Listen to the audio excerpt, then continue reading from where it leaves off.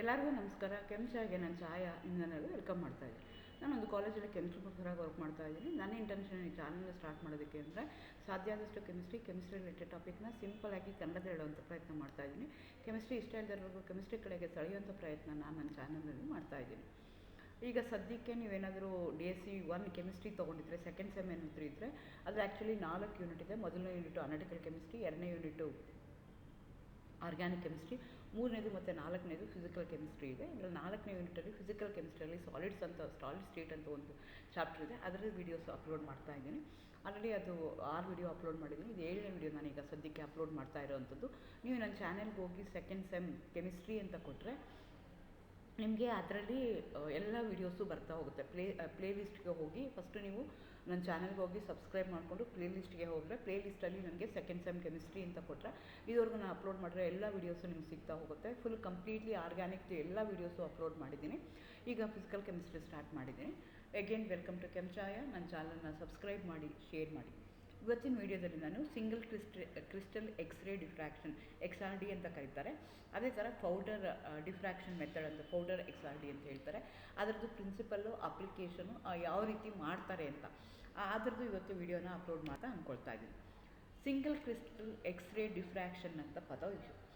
Single crystal ಅಂತ ಹೇಳ್ತಾ ಇದ್ದಾರೆ ಅಂದರೆ ಅದು ಒಂದೇ ಒಂದು ಕ್ರಿಸ್ಟಲ್ ಇದೆ, ಹಾಗಾಗಿ ಅದಕ್ಕೆ ಸಿಂಗಲ್ ಕ್ರಿಸ್ಟಲ್ ಎಕ್ಸ್ರೇ ಡಿಫ್ರಾಕ್ಷನ್ ಅಂತ ಹೇಳ್ತಾರೆ. Is a non-destructive analytical technique which provides a detailed information about the internal lattice of a crystalline substances, including the unit cell dimension, bond length, bond angles, and details of the site ordering.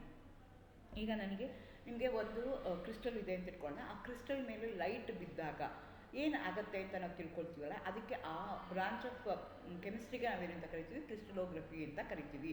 ನಾನೇನಾದರೂ ಆ light waves ಏನಾದರೂ x ray ಆಗಿತ್ತು ಅಂತ ಇಟ್ಕೊಂಡು ಒಂದು ಎಕ್ಸ್ರೇನ ತೊಗೊಂಡಿದ್ದೀನಿ, ಅದನ್ನು ಬೇರೆ ಬೇರೆ ಮೆಥಡಲ್ಲಿ ನಾನು ಎಕ್ಸ್ರೇನ ಜನ್ರೇಟ್ ಮಾಡ್ಕೊಳ್ತೀನಿ. ಆ ಜನ್ರೇಟ್ ಮಾಡಿರೋ ಲೈಟ್ನ ನಾನು ಕ್ರಿಸ್ಟಲ್ ಮೇಲೆ ಬೀಳಂಗೆ ನಾನು ಮಾಡ್ಕೊಳ್ತೀನಿ. ಮಾಡ್ಕೊಂಡಾಗ ಬಿದ್ದಾಗ ಏನಾಗುತ್ತೆ ಅಂತಂದರೆ ಆ ಕ್ರಿಸ್ಟಲ್ ಲ್ಯಾಟಿಸಲ್ಲಿ ಇರುವಂಥ ಬಾಂಡ್ ಆ್ಯಂಗಲ್ ಏನಿದೆ, ಬಾಂಡ್ ಲೆಂತ್ ಏನಿದೆ, ಯೂನಿಟ್ಸಲ್ಲಿ ಏನಾಗಿದೆ, ಬಾಂಡ್ ಆ್ಯಂಗಲ್ ಏನಿದೆ, ಬಾಂಡ್ ಲೆಂತ್ ಏನಾಗಿದೆ, ಅದರದ್ದು ಎಲ್ಲ ಫುಲ್ಲು ಡೀಟೈಲ್ ಯಾವ ರೀತಿ ಫೇಸ್ ಇದೆ, ಎಷ್ಟು ಫೇಸ್ ಇದೆ, ಅದರದ್ದು ಕಂಪ್ಲೀಟ್ ಇನ್ಫಾರ್ಮೇಷನ್ ಕೊಡುತ್ತಲ್ಲ, ಆ ಟೆಕ್ನಿಕ್ಗೆ ನಾವೇನಂತ ಕರಿತೀವಿ, single crystal X-ray diffraction method ಅಂತ ಕರಿತೀವಿ. It's a non destructive. So light ಮಾತ್ರ ಬೀಳುತ್ತೆ. ಸೊ ಕೆಮಿಕಲಿ ನಿಮ್ಮ ಕ್ರಿಸ್ಟಲ್ನ ಅದು ಯಾವುದೇ ರೀತಿಯಾಗಿ ಹಾರ್ಮ್ ಮಾಡಲ್ಲ.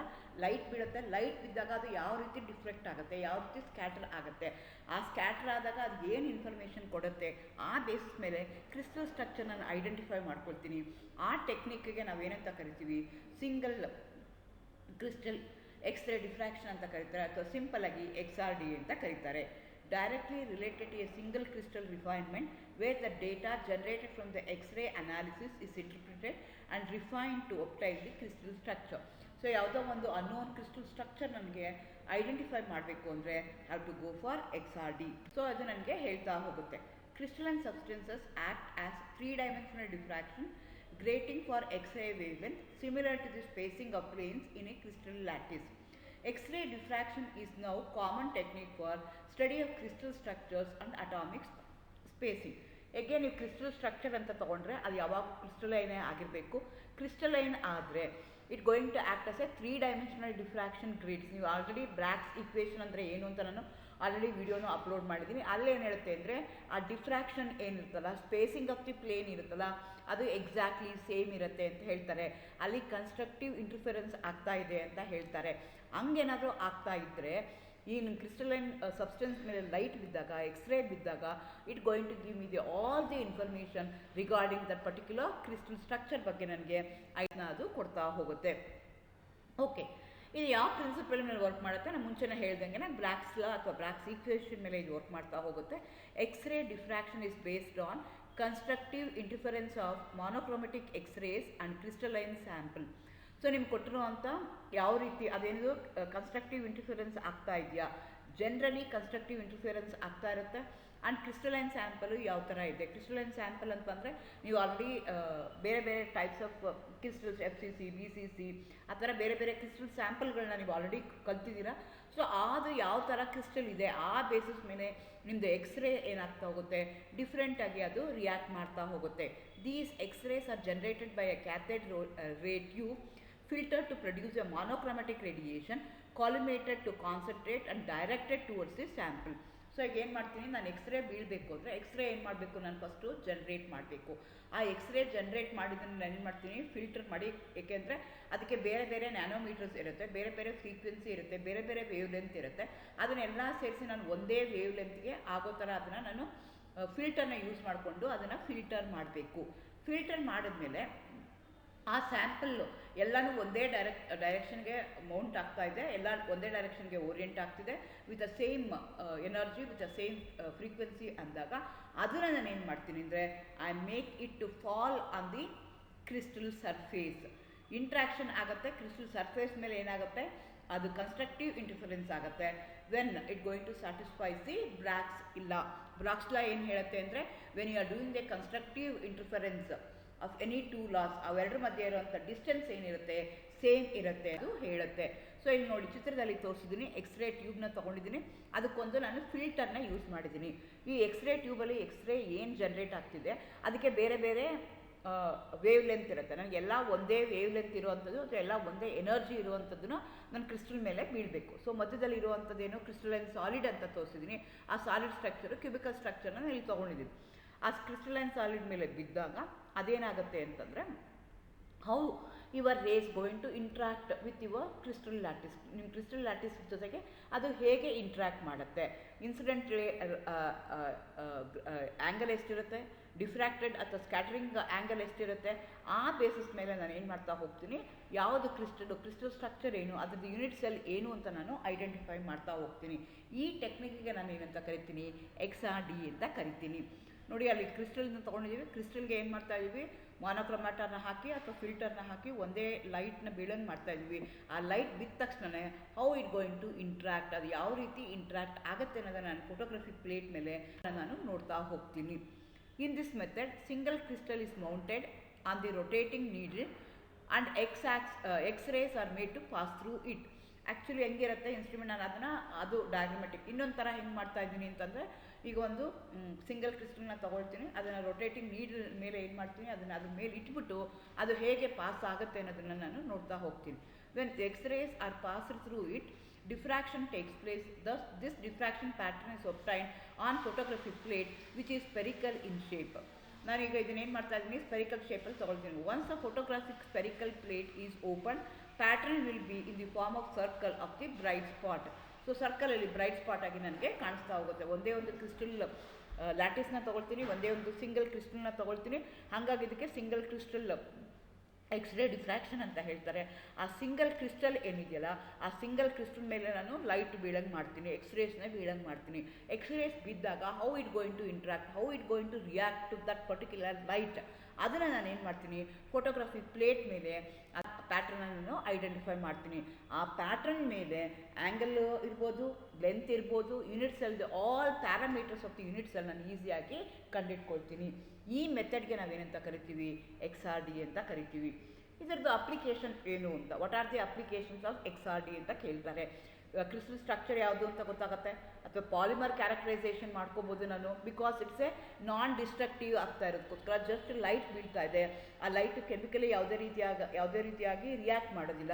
ಹಾಗಾಗಿ ನಾನು ಪಾಲಿಮರ್ ಕ್ಯಾರೆಕ್ಟರೈಸೇಷನ್ ಮಾಡ್ಕೋಬೋದು. ಸ್ಟೇಟ್ ಆಫ್ ಅನೀಲ್ ಇನ್ ಮೆಟಲ್ಸ್ನ ಕಂಡುಹಿಡ್ಕೋಬೋದು. ಪಾರ್ಟಿಕಲ್ ಸೈಜ್ ಇರ್ಬೋದು. ಸ್ಪಾಟ್ ಕೌಂಟಿಂಗ್ ಮೆಥಡ್ ಯೂಸ್ ಮಾಡಿಕೊಂಡು ನಾನು ಮಾಡ್ತೀನಿ particle size determination. Broadening of the diffraction light ಅದು ಹೇಗಿದೆ ಅಂತ ಕಂಡಿಟ್ಕೊಂಡು ಪಾರ್ಟಿಕಲ್ ಸೈಜ್ನ ನಾನು ಕಲ್ತ್ಕೋಬೋದು. ಲೋ ಆ್ಯಂಗಲ್ ಸ್ಕ್ಯಾಟ್ರಿಂಗ್ ಏನಾಗುತ್ತೆ ಅಂತ. ನೆಕ್ಸ್ಟ್ ಅದೇ ಥರ applications of diffraction methods to complexes. ಯಾವುದೋ ಒಂದು ಕಾಂಪ್ಲೆಕ್ಸಲ್ಲಿ ಸಿಸ್ ಟ್ರಾನ್ಸ್ ಐಸೋಮರಿಸಮ್ ಯಾವ ರೀತಿ ಆಗ್ತಾ ಇದೆ, ಲಿಂಕೇಜ್ ಐಸೋಮರಿಸಮ್ ಯಾವ ರೀತಿ ಆಗ್ತಾ ಇದೆ, ಅದನ್ನು ನಾನು ಯೂಸಿಂಗ್ XRD ನಾನು ಕಂಡುಹಿಡ್ಕೋಬೋದು. Since it's a non destructive, just ಆ ಕ್ರಿಸ್ಟಲ್ ಮೇಲೆ ಲೈಟ್ನ ಬೀಳಂಗೆ ಮಾಡ್ತೀವಿ. How your crystal, how your substance, it may be a polymer, it may be a metal, how it going to interact with the particular metal, that I am going to understand.